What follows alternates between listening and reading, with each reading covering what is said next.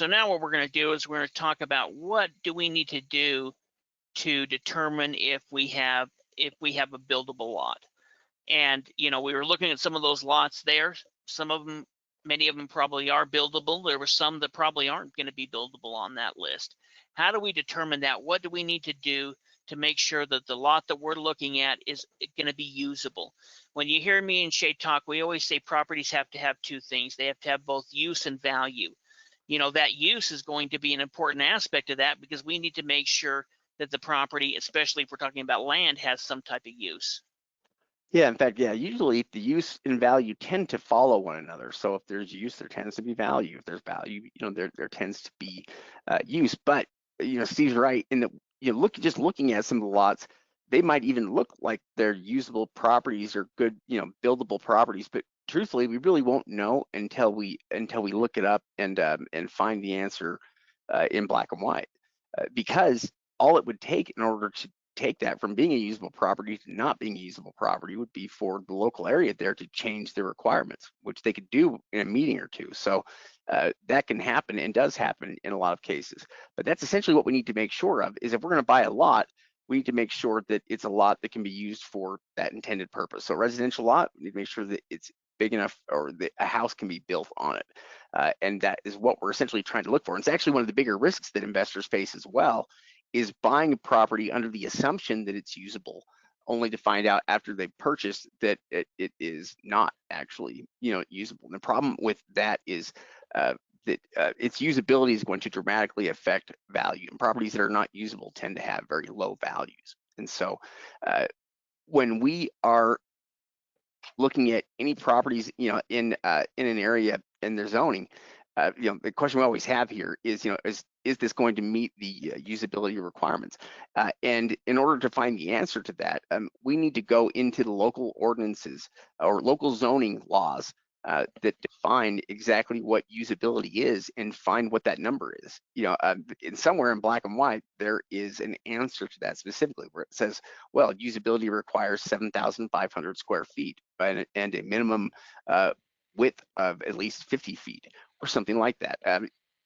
That's what we're looking for, is a specific answer, so that we can know if our property meets those requirements or does not meet those requirements. Now, in order to find the answer, we're going to have to dig a little bit, because the ordinances that control this are not always clear. In other words, it's usually going to be a small town or a city that has the laws that would cover this building that we're going to look for. Sometimes it'll be under the address. Sometimes we can just look and see where the property is located at and find it from there. Sometimes it's in the address. If we can figure out what city the property's in, sometimes it is that city. If the property is located in a city, though, then we're usually going to start searches for that particular city's zoning ordinances in some kind of a search tool. And what it may pull up for us, in fact, there's a couple different places that we can look. There's usually going to be a city website, or a local government website, where they're going to have stuff listed which can help us with things like zoning, or changing zoning, or different kinds of zoning applications.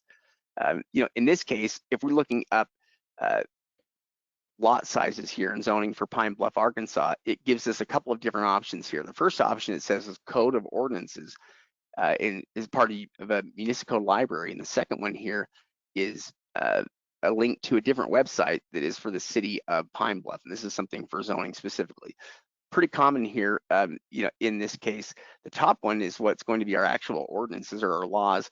And the second one down is going to take us to the city website, where they'll have things like a zoning map there, which we can look at to see how our property is zoned along with other properties around it, or to make zoning appeals or to ask questions. This would be the number that we would most likely call or contact them. But this is not necessarily where we're going to find the answer on what the requirements are. That's probably going to be in the ordinances. Yeah, absolutely. And there's two things to remember when we're talking about finding the zoning information. If the property is located in a city, town, there's a 99% chance the city is going to be in charge of that local zoning. If we're talking about more rural property that's out in the country, then it could be the county that actually determines the zoning. But for most of the properties that we look at, we're going to be looking in city type of governments. Now, like Shade mentioned, and like that last slide showed, there's going to be two different areas that we're going to research for those. We're going to research those in the city website, and the city website may have a link to the ordinances. There's also different types of ordinances that are put together within states that we can research those as well. Now we're going to be taking that ordinance, and that's kind of the written rule, and we're going to be comparing that to the zoning map. So for us to determine the zoning, we really need two different things. We need the zoning ordinance and we need the zoning map so that we can see, you know, where that property is located. Now, as we're looking at this zoning map, we can see that it has different colors on it. Each one of those colors is going to represent a certain type of zoning, whether that be R1 or R2 or R3. Those are just different residential type zonings. Then we can see, oh, that's yellow. That means that it's R1, and that means R1 properties need to be at least 8,000 square feet to be a buildable lot. Yeah, what the zoning maps really help us to do is see how the zoning works with our property and also all the properties surrounding it. You know, we can see how they are zoned as well. It may help us identify if there's opportunities there to get properties rezoned. But what we're going to do to try to find the full answer is going to be done from the ordinances here on that we found. So that first link we were looking at, we click on that, it would pull up the code of ordinances here for Pine Bluff, Arkansas, and the ordinances cover everything. These are just the general laws that they have, you know, for that city. So we're usually within that, we're looking for things related to zoning or property use. And in this case, you know, it's down in chapter 29.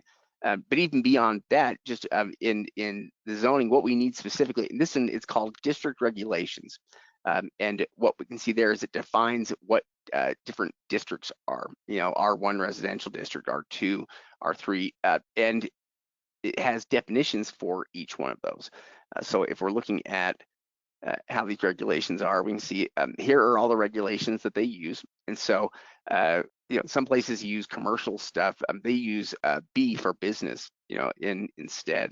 But other than that, though, very similar to some of these others. Now, what we want to look at is to see what their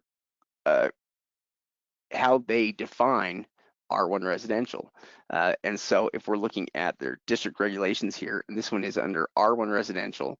So, you know, this section applies to R1 residential district. It's intended for use in new single family residential areas. Now, if we're looking at permitted uses there, single family dwellings, accessory use, home occupations, and then we can see that any single lot subdivided and recorded as the effective date of this chapter with a 60-foot width at the building line and 7,200 square feet of area may be used at the discretion of zoning administration where R1 setbacks can be met. So that's the black and white number that we're looking for there is 7,200 square feet and a 60-foot width. You know, that we can know for certain if our property is going to meet those requirements or not, and for certain we'll know whether our property is usable or not. And each one of these district regulations are going to have different requirements. You know, typically as housing density goes up, the square footage or size requirements tend to go down.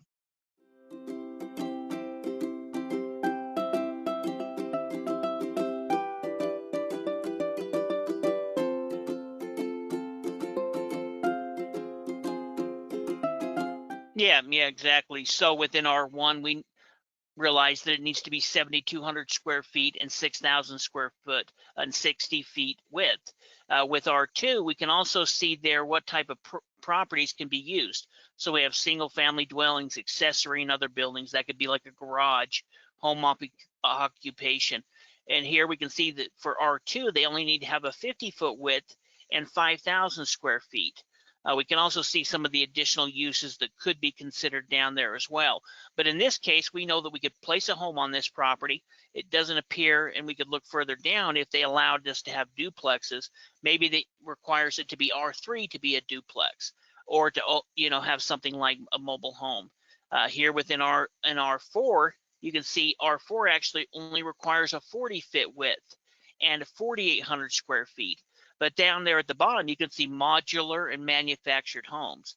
And essentially kind of the difference between those is a modular home is something that was built entirely in the factory, is on some type of frame that you can travel. So kind of like a single wide trailer would be considered a modular home.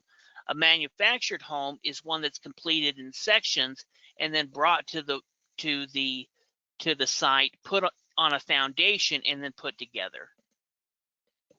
Yeah, and in both cases, yeah, what's unique about this is there's going to be a limited number of R3 residential lots, in this city or in this area, and so it makes the lots that are available here more, more desirable, because anybody that wants to do housing with a manufactured or modular home is going to need to have R3 residential in order to do it, and so.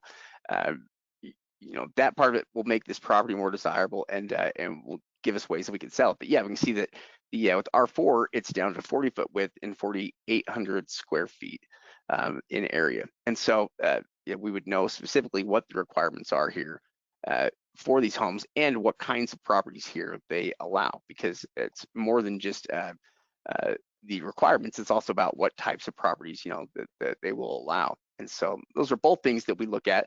In this case, we would know if the lot was listed as R1 residential, we know it's 7,200 square feet and 60-foot width, and it basically works its way down as the density of the housing from here increases. But knowing that answer there is important to find, and also to be able to relate that to potential buyers. I think it's helpful for them to know that the property is usable, because you checked on it, not because you're just saying that or because you're guessing on it. That the property is usable, meets those requirements. Another thing that we have to look at a lot of times with usability is related to utilities. Different counties treat things a little bit differently. Some counties actually treat usability. Well, usability depends on access to utilities, which we've dealt with that in several places before. But access to utilities is a big deal in a lot of these areas. In fact, we've dealt with places before where they've also had usability was also defined by access to utilities, and if it was the number of things it had access to. It was like if it had access to 2 out of 3 of them, it basically meant that the property, it had local sewer, it had local, it had everything it needed there for the housing. And part of that kind of has to do with something like a septic tank. Yeah. If the lot is small enough, they may not want, if it has sewer there, then they're fine you putting a home on that 6,000 square foot lot. But let's say that you need to put a septic tank, well, then maybe you need to be 10,000 square feet, because that extra size is going to help justify putting in something like a septic system. What we're going to do now is we're going to pull up an auction that we attended last year, and we're going to look at a couple of different properties and go through and look at their zoning information. So this is the Little Rock area of Arkansas. This was from the auction that took place last year. But what we can go ahead and do is pull up the zoning map and start looking at some of these properties and getting an idea of what the zoning is. Now, there's 2 types of different zoning maps. In fact, when we have more time, we teach this training in our members webinar. There's the PDF zoning map. So for smaller cities, things like that, they may have just a PDF map that's a PDF map that you can download that's color coordinated, and you kind of look on that map and see where the property is located. A lot of the larger cities, in fact, even smaller cities now have online zoning maps, when they may have this feature available in their GIS maps. This is a zoning map that would work here for us. At least it has what we can see here are it's color coordinated here according to the zoning type. We can actually enter in an address if we want to pull, to go directly to a specific area. So if a property has click on the ones that are white, or the ones that I looked at earlier. And so we're just going to copy up to Cone. We won't need the full address. Sometimes they won't let you use the full address. Yeah, it's just going to be based on the street. This is actually a different map, so it'll be interesting to see if it pulls up the same. And here we go. So 3411 Cone Drive here. It has pulled it up here, and we can see that it is in.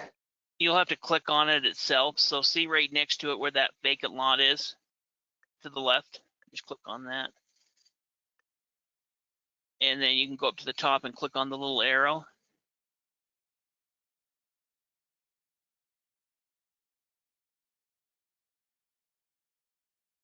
Let me see R2. Yeah. So what's nice is they do have, they have the what the requirement here is of 7,000 square feet right there. yeah, exactly. So in that case, we would know that, if this lot based on being 7,000 square feet, we would look at the record information. I believe it is bigger than 7,000 square feet. I think it's an 8,000 square foot lot or 9,000. It would definitely be a buildable lot. Yeah, in fact, one of the things I know that happened here in this sale, this particular sale in Little Rock, was they had a bunch of lots that were in North Little Rock, and these North Little Rock lots, and I mean, they sold a lot of these lots, but it turned out that all of these lots were not usable because they didn't meet the requirements there for use. And it was why we ended up, passing on a lot of them, but it was lots just like these ones right here, which I'll have to pull up here. I don't see the square footage on here, but I'll pull it up here just so we can see exactly where it's at. But what happened was at the time that these lots were subdivided, the lots were usable. But then, a few years back, the city of North Little Rock decided to change that and to make the requirements, to change the requirements because they believed it would help property values or something. And so what they did was they increased it from, let's say, a 5,000 square foot requirement to 7,000 square foot. But what that did though is it made all the lots that had been subdivided no longer usable. So a single lot was no longer going to be usable anymore. And throughout all the properties in the sale, basically none of the ones that were in North Little Rock were considered usable. But you would never have guessed that though by the people bidding on it. And so we know the people who were bidding on it did not know that they were bidding on properties that were not usable or that couldn't be built on. Yeah, just like Shade mentioned, they had changed the law, and so a 5,000, 6,000 square foot lot was no longer a buildable lot, which was a very simple thing that any of those investors could have done there at the auction. Sometimes the big auctions actually attract more informed investors or more uninformed investors than any other type of sale. That's the reason why online auctions is actually a great way to buy property, because for the most part, most of the people that are bidding at online auctions are some type of investor. When we're talking about smaller county auctions, we may not have as many people as well. But in some of these big city auctions, they'll hear that there's a tax sale taking place, and you'll have a bunch of people that have no clue what they're bidding. In fact, we'll see it time after time where we see two people bidding against each other, thinking that the other person has, the T on that property, and there's a reason that they're paying so much for it. And so they're bidding just thinking the other person has done the research, and come to find out both of them, I don't know how many, I bet hundreds of millions of dollars have been lost by investors over the last 20 years buying land that isn't buildable and that could have been, researched before buying and, determining that it wasn't going to make sense to buy it. Oh yeah, I'm sure so much money I'm sure has been lost. But it's interesting. So for the city of North Little Rock here, if we needed that information, they have their own ordinances here that you can download. And what we do is we go from here and look for the zoning classifications. It might so be here, in section 4.1. Yeah, section 4.1. So you actually see in section 4.1 right here that we're looking at, we have the zoning districts here, and then we have each one of these different districts, and so we can automatically go to these pages in order to learn about them. So for instance, page 34. Here we go. Okay, so general provisions applying to all districts.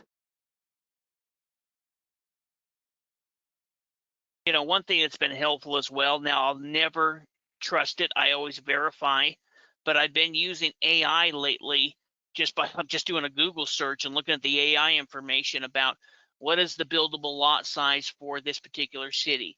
And sometimes it'll give you some valuable information with links that you can go back and double check. So I won't ever trust it, but that is a way to get a quick idea. And I'll also look at links that may be able to help you find that information. Yeah, now this is handy here. A table, if we ever find tables, you know, they tend to be handy because they usually just are a way to simplify the information and make it a little bit easier here. You know, so we can see that the like for instance, this one has a minimum square footage requirement here of 4,000 square feet, which makes it a little bit easier for us. That's an R0 though. I don't even know what an R0 is. That's true. Like What is R0? I don't think that any of the properties that were in the auction were R0. Here we're Yeah. starting at R1, 7,000. I think if we go down, unless this is an older version, you know, and look at R2 and R3, I think it stays at 7,000. Yeah, R2, 7,000. So usually we may see a drop there, especially as we get down to R3. You know, it should be 5,000 square feet there, like we saw in you know, Little Rock. But like Shade said, they went ahead and did this, and they think that they're somehow improving property values, but really all they're doing is putting a bunch of vacant lots that are non-usable. And so I think especially with the way it is right now, we need to find ways that we can make housing more affordable.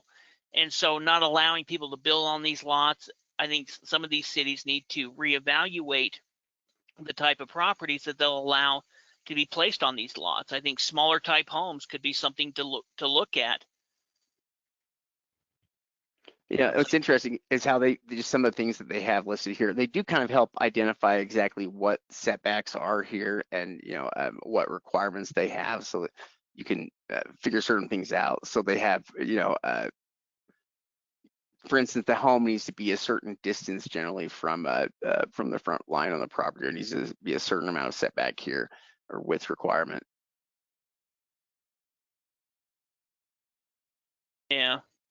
Well, and that'll kind of determine which way the home is built, as long as we can fit those requirements. And if we're looking at a square lot and it has the right frontage, and it's not like really weird, say it's really, really skinny, it's 50 feet, but you know, as long as it looks like a square normal lot, then the setbacks are probably going to work. It's just depending on what type of property can be purchased or built on that lot. Yeah, well, and obviously changing different kinds of zoning can dramatically change what the requirements are. For instance, like a buildable lot in a rural area might be 5 acres. You know, it might be 10 acres. You know, you really don't know until you go. And so for like, for instance, in this area we're looking at, this is some kind of a commercial or business one they have set up here. And, you know, they've got a 30,000 square foot, you know, minimum area there.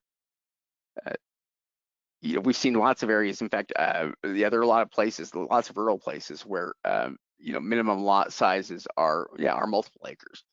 And so just because a property seems to be big, I mean, we certainly avoid everything that's smaller than 1/10 of an acre, but even then, it's not always an indication that it's going to be close to being usable. You know, usability requirements can vary quite a bit, but we've seen